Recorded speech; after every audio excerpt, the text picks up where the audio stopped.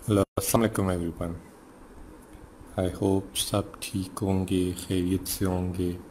आज जो है हमारा यूएस हिस्ट्री का फाइनल लेक्चर होगा, ठीक है। और ये होगा प्रेसिडेंशियल इलेक्शन पर, ठीक है। और प्रेसिडेंशियल इलेक्शन डिस्कस करेंगे, पास्ट पेपर्स डिस्कस करेंगे और जो इम्पोर्टेंट टॉपिक्स हैं वो डिस्कस करेंगे, ठीक है। अच्छा, अब हम स्टार्ट करते हैं प्रेसिडेंशियल इलेक्शन। प्रेसिडेंशियल इलेक्शन जो है ना यूएसए का, वो आर्टिकल 2 में उसका जिक्र किया गया पूरे प्रेसिडेंशियल इलेक्शन के प्रोसेस के ऊपर, ठीक है।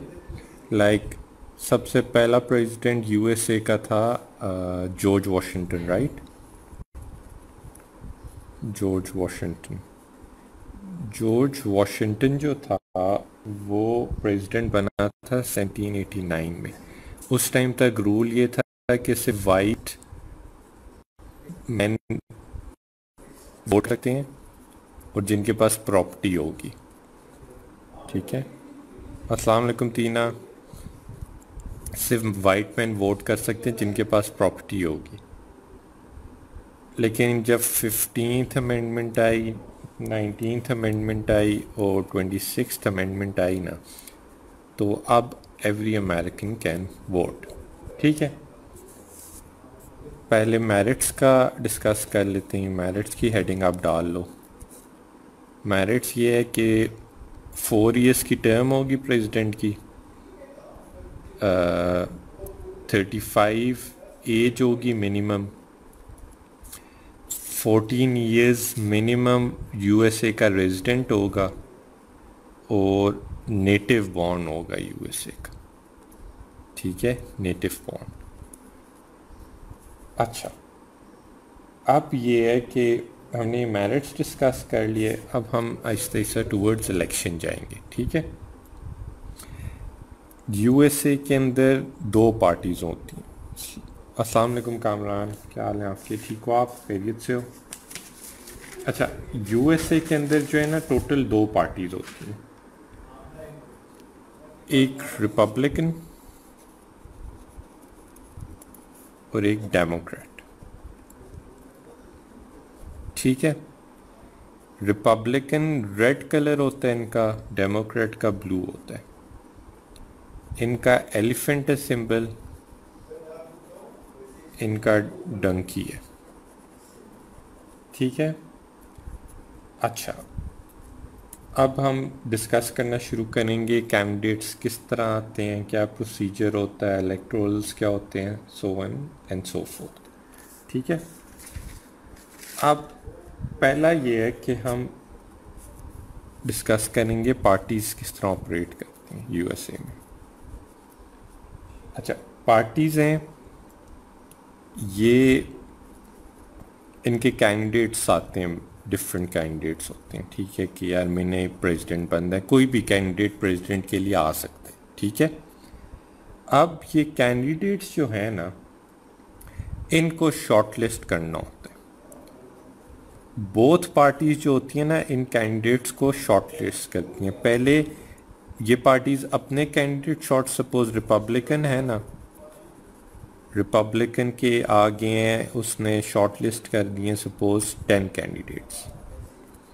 डेमोक्रेट्स ने अपनी पार्टी से शॉर्ट लिस्ट कर दिए सपोज 8 कैंडिडेट्स। कोई फिक्स नंबर नहीं है, ये इनके ऊपर डिपेंड करता है कि कौन कितने कैंडिडेट्स चूज़ करेगा, ठीक है। फिर ये होता है कि एक इन लोगों का उसे कहते हैं पार्टी कन्वेंशन, पार्टी कन्वेंशन होता है। इसमें जितने भी पार्टी के लोग होते हैं ना, जिनको कहते हैं डेलीगेट्स, वो आते हैं। अच्छा, अब क्वेश्चन आता है ये डेलीगेट्स कौन है। डेलीगेट है ना, या तो ये पार्ट वो कहते हैं टॉप लोगों में से होते हैं, ठीक है, या ये सीक्रेटली इनको चूज किया गया होता है, या लोग इनको बेचते हैं, ठीक है, पीपल इनको सेलेक्ट करते हैं। अस्सलाम वालेकुम शाहजीना, ठीक है, ये 3 कैटेगरीज होती हैं डेलीगेट्स की। ठीक है, ये डेलीगेट्स इस तरह आते हैं, एक कन्वेंशन होता है। ठीक है, अब ये है कि पहली चीज़ होती है प्राइमरीज एंड कॉकसेस।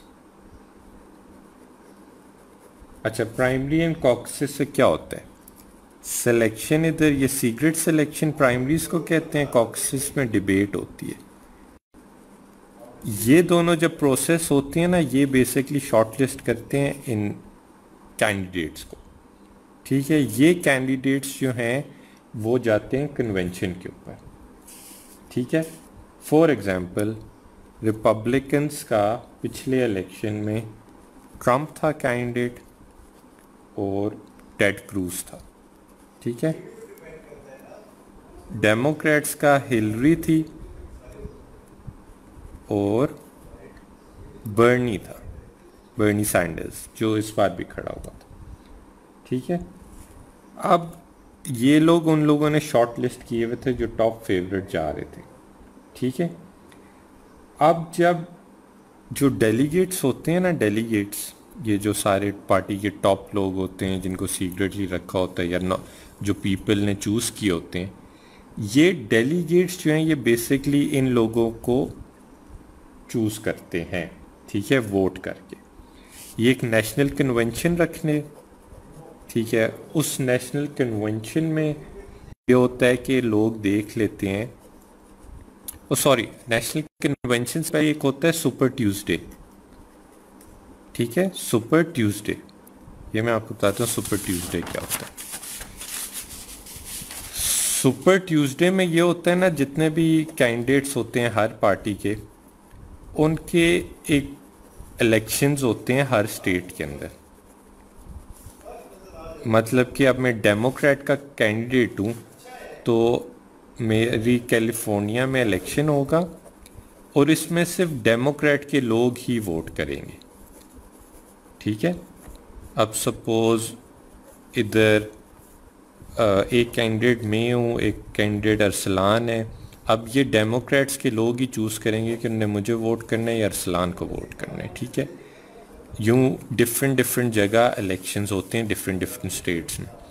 उससे बेसिकली ये अंदाज़ा लगाता है कि किसकी पॉपुलर सबसे ज़्यादा है कैंडिडेट। ठीक है, जब इधर पॉपुलैरिटी का अंदाज़ा हो जाता है ना, एक नेशनल कन्वेंशन पर रखा जाता है। नेशनल कन्वेंशन जब रखा जाएगा ना, उसमें बेसिकली ये होता है, सपोज ये रिपब्लिकन है, ये डेमोक्रेट है, इधर हिलरी है, इधर बर्नी सैंडर्स है, इधर ट्रंप है और टेड क्रूज है। ठीक है, अब नेशनल कन्वेंशन में ये होगा कि सपोज सुपर ट्यूसडे में ना बर्नी के कम वोट्स हैं, हिलरी की ज़्यादा हैं।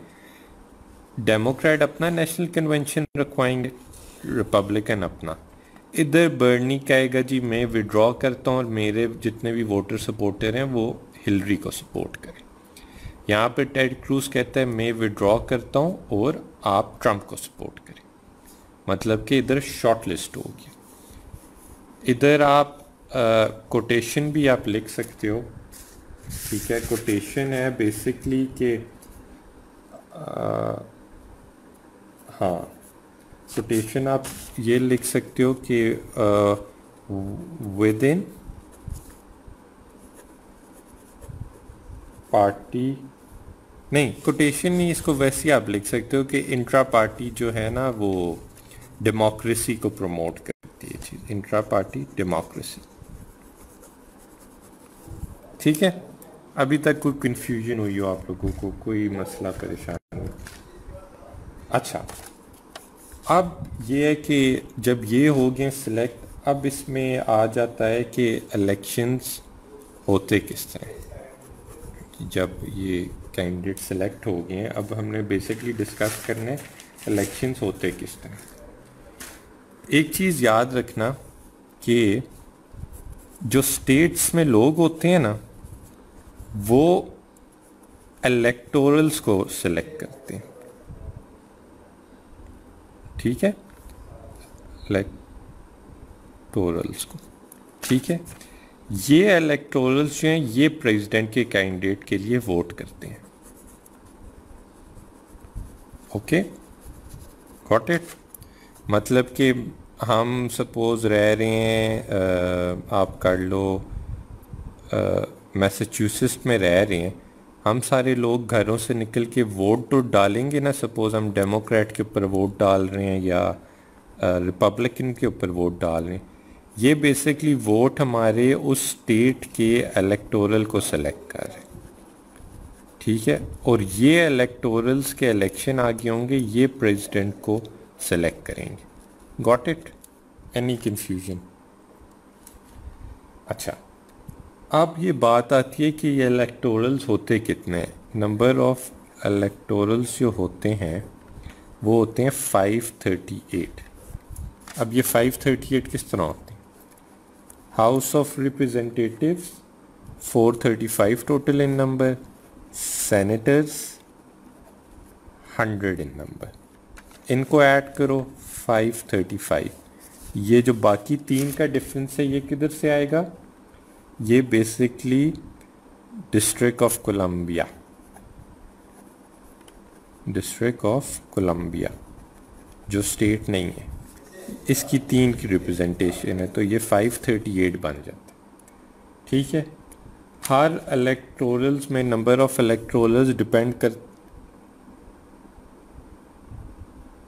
एग्जैक्टली अरसलान।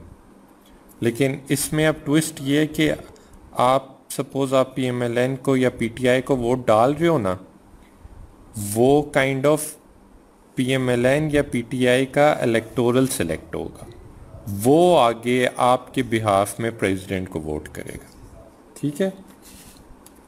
अच्छा, अब ये 538 जो है ना, हर स्टेट में डिफरेंट इलेक्टोरल्स होते हैं।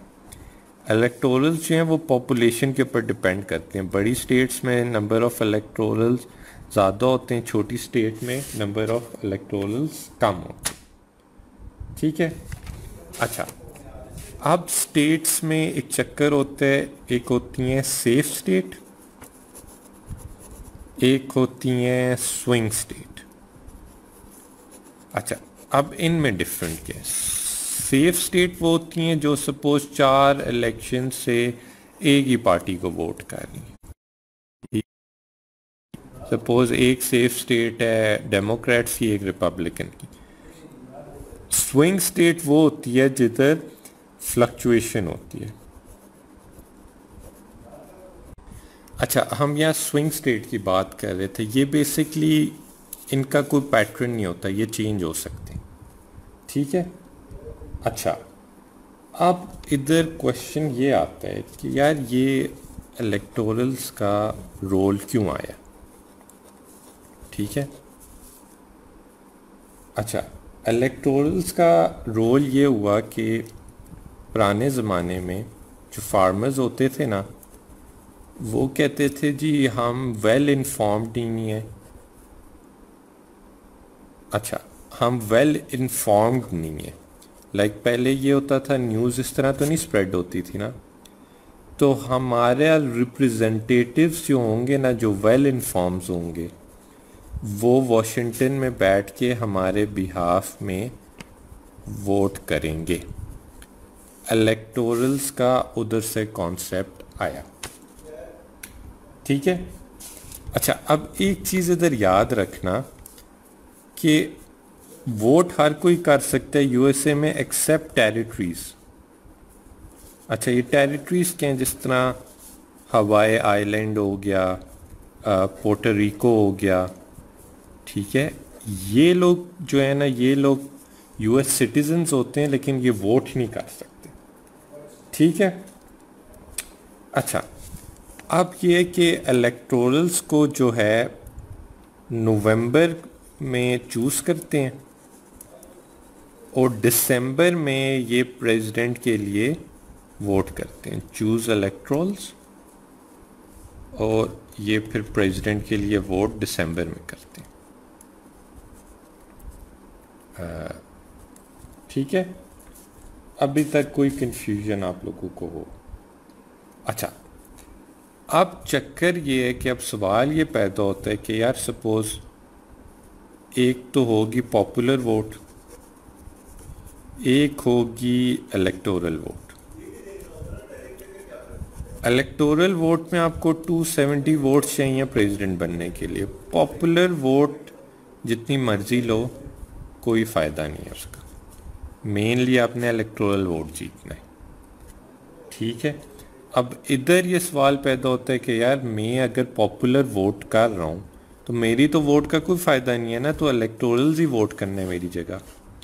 अब इधर एक रूल आता है, ये जो आप इलेक्टोरल सेलेक्ट करते हो ना पॉपुलर वोट के थ्रू, ये जो होता है इसकी ड्यूटी होती है कि ये आपके माइंडसेट को रिप्रेजेंट करे। मतलब कि अगर आपने डेमोक्रेट के लिए इसको वोट किया है तो इलेक्टोरल डेमोक्रेट को ही वोट करेगा,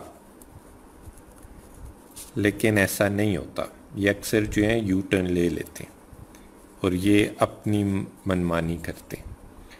अब ये यूएसए में ये बड़ी बात डिस्कस हुई कि यार ये इलेक्टोरल वाला सिस्टम जो है ना ख़त्म होना चाहिए। इन लोगों ने अपने सुप्रीम कोर्ट में फरवरी 2020 में बोला सुप्रीम कोर्ट में कि यार इसको हटाओ। 6 जुलाई, इस महीने की 6 जुलाई 2020 में इनके सुप्रीम कोर्ट का डिसीजन आया कि स्टेट्स जो है वो लेजिस्लेशन करें कि जो इलेक्टोरल उनके पॉपुलर वोट के हिसाब से वोट नहीं करेगा उनको पेनल्टी होगी, या पनिश किया जाएगा। ठीक है, गॉट इट।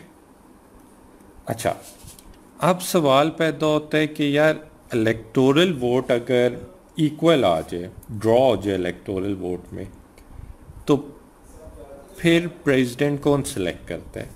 फिर हाउस ऑफ रिप्रेजेंटेटिव जो है ना वो लोग वोटिंग करते हैं और वो प्रेसिडेंट सिलेक्ट करते हैं। अच्छा, अब इधर जिधर हमने पीछे बात की थी, ट्रम्प था, टेड क्रूज था, इधर से टेड क्रूज ने कहा ट्रम्प को मैं सपोर्ट करूंगा। अब याद रखना ट्रम्प जो है अपना वाइस प्रेसिडेंट खुद सेलेक्ट करता है, ठीक है, और लोग फिर उसी को वोट करते हैं। हिलरी अपना वाइस प्रेसिडेंट खुद सेलेक्ट करते हैं और वोट उसी को देते हैं। अब ये हुआ प्रेसिडेंट अगर इलेक्टोरल वोट्स ड्रॉ हो जाए तो हाउस ऑफ रिप्रेजेंटेटिव सेलेक्ट करते हैं। सेनेट जो है ना वो वाइस प्रेसिडेंट को सिलेक्ट करता है।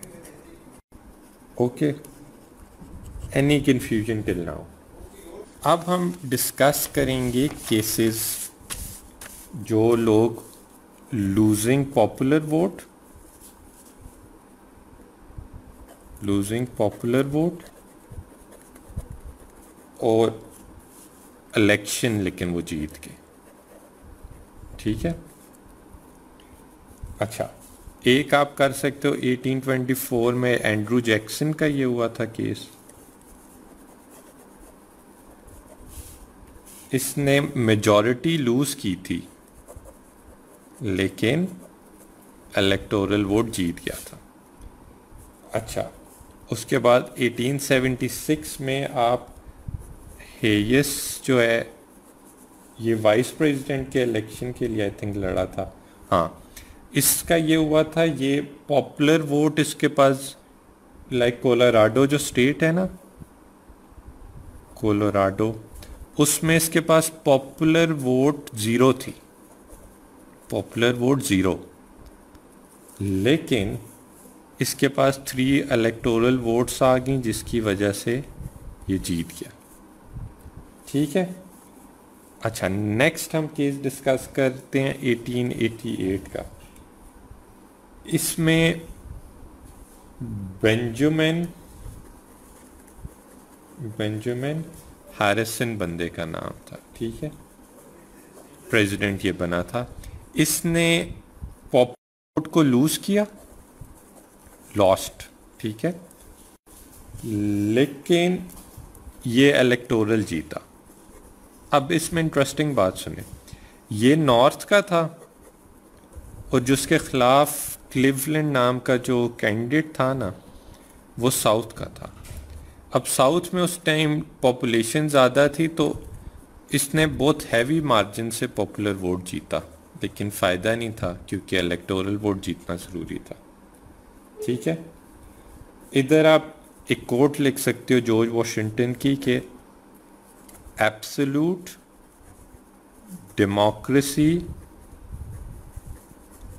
Is dangerous. ठीक है, ये जॉर्ज वॉशिंगटन का कोट है। अब अगला केस आप लिखो कि 2000 में ये हुआ कि जॉर्ज बुश जो है ना, उसने पॉपुलर वोट लूज किया, लेकिन ये इलेक्टोरल वोट जीत गया। अच्छा, इसका बड़ा इंटरेस्टिंग हुआ था, इसने सुप्रीम कोर्ट में केस किया कि फ्लोरिडा का इलेक्टोरल वोट रीकाउंट करें। ये रीकाउंट में जीता था। ठीक है, अच्छा, अब ये मैंने आपको सारा समझा दिया, नहीं क्वेश्चन। अब एक रूल होता है कि सपोज ये इलेक्टोरल वोट है ना, इसकी एक पॉलिसी है विनर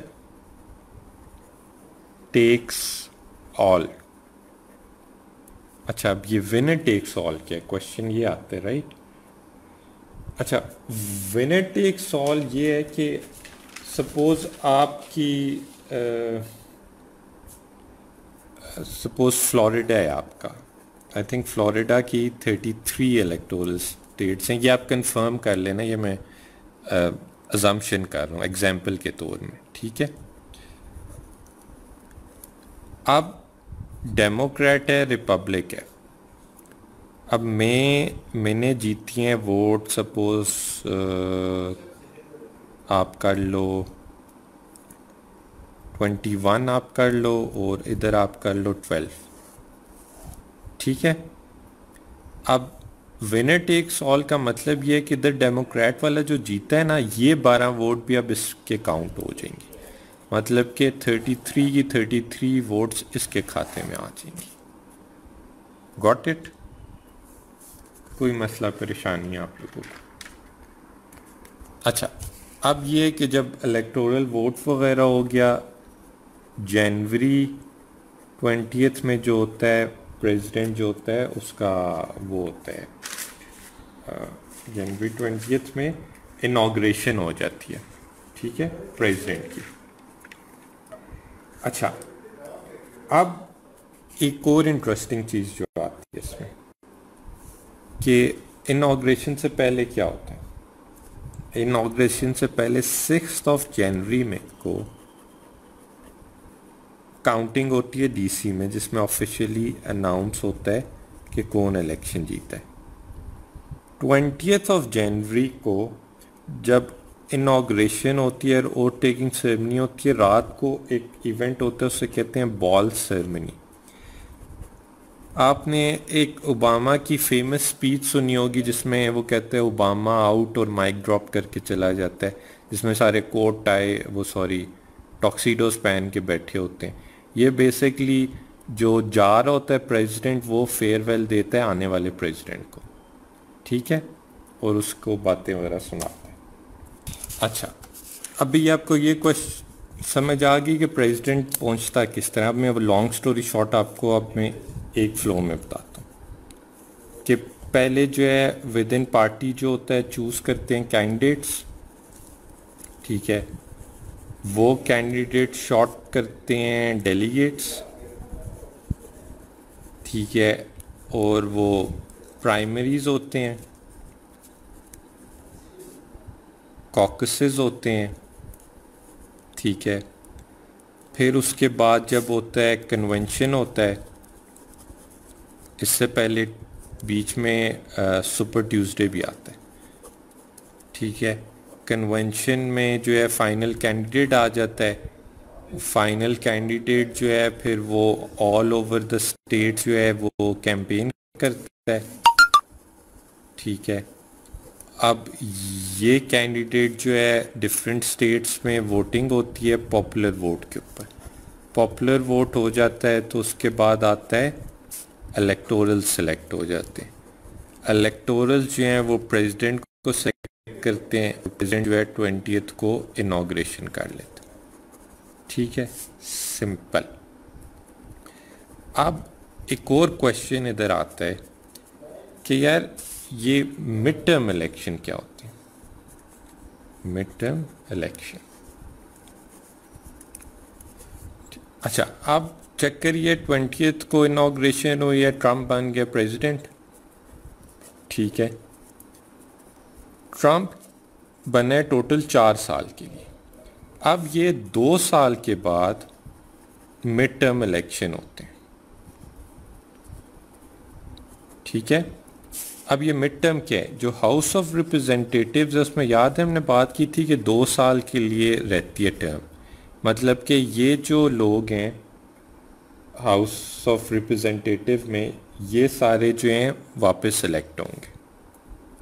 और सेनेट भी जो है ना उसमें 1/3 जो है ना, ये 6 ईयर्स के लिए रहते हैं तो 1/3 सेनेटर्स भी री इलेक्ट होंगे, मतलब कि 35 सीट्स ऑफ सेनेट 100 में से।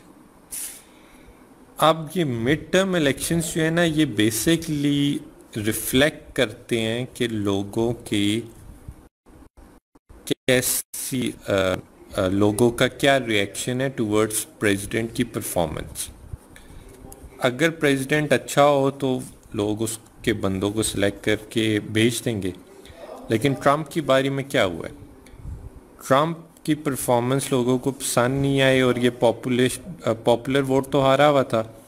हाउस ऑफ रिप्रेजेंटेटिव में जो है ना डेमोक्रेट की मेजॉरिटी आ गई। अब ज़रा ट्रम्प को मुश्किल होती है बिल वगैरह पास करना। और आपने ट्रम्प की इम्पीचमेंट का भी सुना होगा, वो इम्पीचमेंट किधर से हुई थी? इसको हाउस ऑफ रिप्रेजेंटेटिव से। लेकिन सेनेट में रिपब्लिकन्स की मेजॉरिटी है तो उनने फुल इम्पीचमेंट रोक दी थी। ठीक है, ये टोटल आपका यूएसए का इलेक्शन है। अच्छा, अब जो है मैं आप लोगों को एक चीज़ में बताने लगूँ, ये लोग आप लिख लो। ठीक है, ये बेसिकली इम्पॉर्टेंट टॉपिक्स हैं जो आपने मस्ट कवर करनी है। ठीक है, अगर मैंने मिस भी कर दी हो तो आप causes of American Revolution, American colonisation, sorry. ठीक है, दूसरा रेवोल्यूशन मर्केंटाइलिज्म,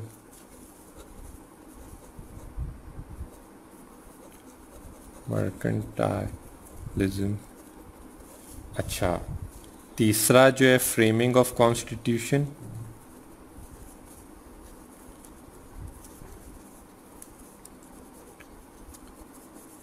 चौथा salient features of constitution, check and balance वाला। ठीक है,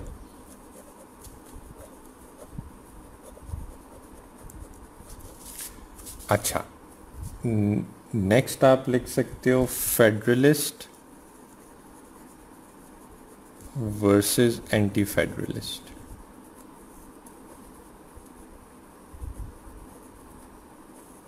ठीक है, छठा आपने यूएस के जो प्रेसिडेंट्स हैं ना, Andrew Jackson, Jefferson, George Washington और क्लिंटन, इनको ज़रूर पढ़ना है आपने। ठीक है, फिर अगली टॉपिक है सिविल वॉर, प्रोग्रेसिव मूवमेंट,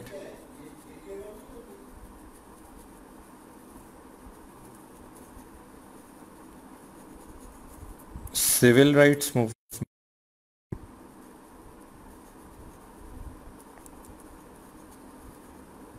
और लास्ट है डिप्रेशन एंड न्यू डील।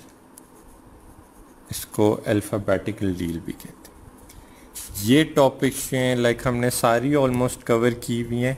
आपने ये करना है, ये टॉप लेक्चर सुन के मस्ट है एक बुक आपने रीड ज़रूर करनी है। अब बुक जो है ना मस्ट रीड, ठीक है।